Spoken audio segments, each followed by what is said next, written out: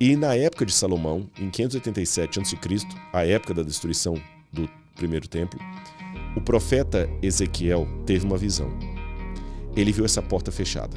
Hoje o professor Rodrigo Silva irá fazer uma grande e surpreendente explanação de qual foi o homem que tentou evitar a vinda do Salvador. Formado em teologia, historiador e especialista em arqueologia bíblica. Atualmente, Rodrigo Silva é professor de Teologia e Arqueologia Bíblica do Centro Universitário Adventista de São Paulo, UNASP, no campus de Engenheiro Coelho. E ainda atua como apresentador do programa semanal Evidências, transmitido pela TV Novo Tempo. Não esqueça, deixe seu like, inscreva-se em nosso canal e compartilhe. Agora, Jesus. Muitas profecias já falavam dele.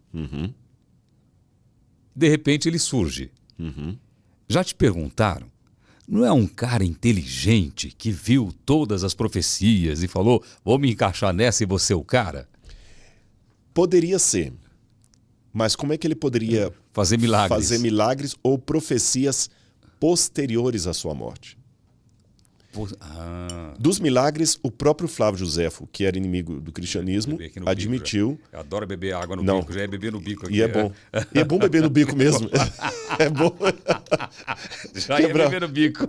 Mas o próprio Flávio Joséfo dizia que ele fazia feitos extraordinários. E ele foi acusado até de bruxaria, de feitiçaria. Então ele fazia coisas realmente fora da curva. Mas vamos falar das profecias posteriores à morte dele. Você esteve lá em Israel. Sim. E você subiu ao Monte das Oliveiras. Sim. Então eu vou contar uma coisa aqui que você viu e o pessoal em casa vai imaginar e se der uma gugada vai achar na internet. Lá você viu do alto do Monte das Oliveiras, aquele cúpula dourada que nós já falamos aqui, que é o Domo da Rocha, a mesquita de Al-Aqsa do lado, aquela esplanada ali do alto do monte. E você vê que nas muralhas tem uma porta que está fechada. Está fechada.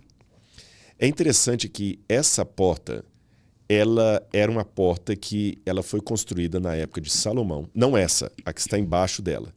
Porque o muro é o seguinte, você tem um muro aqui, e aqui em cima está o muro do século XVI, da época otomana.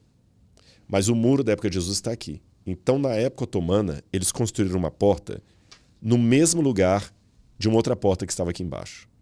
Essa porta que está embaixo data da época de Salomão e foi reformada por Herodes.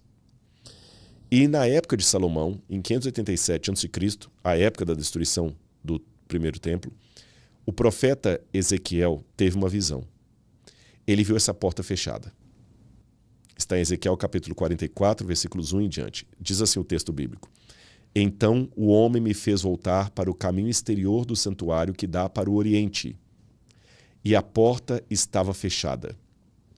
Isso deve ter trazido um caos no profeta, porque essa porta oriental era, na tradição judaica, a porta por onde o Messias entraria em Israel.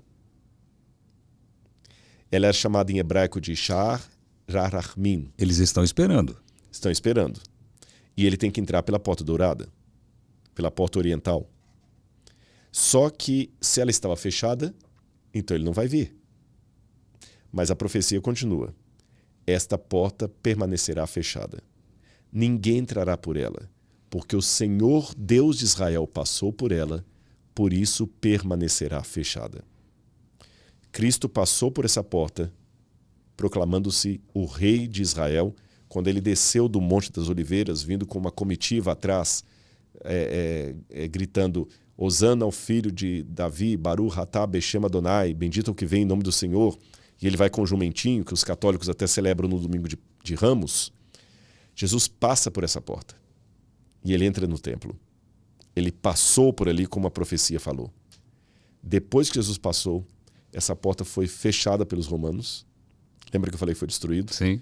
Ninguém mais entrou por ali.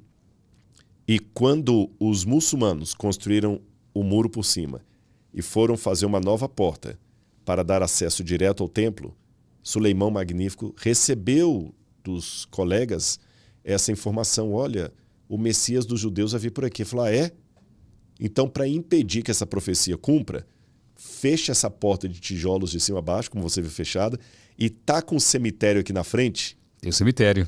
Para que o Messias não passe. Só que em fazendo isso, ele cumpriu a profecia mais ainda. Porque hoje você não consegue ver a porta que está embaixo, mas você vê o monumento que foi colocado em cima. Como é que Jesus podia fazer um prognóstico de algo que ia acontecer depois da morte dele? Jesus também falou: e será pregado esse evangelho do reino em todo o mundo, em testemunho a todas as nações. E então virá o fim.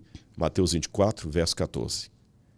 O que eu estou falando aqui agora? 2000 anos depois, do nome dele.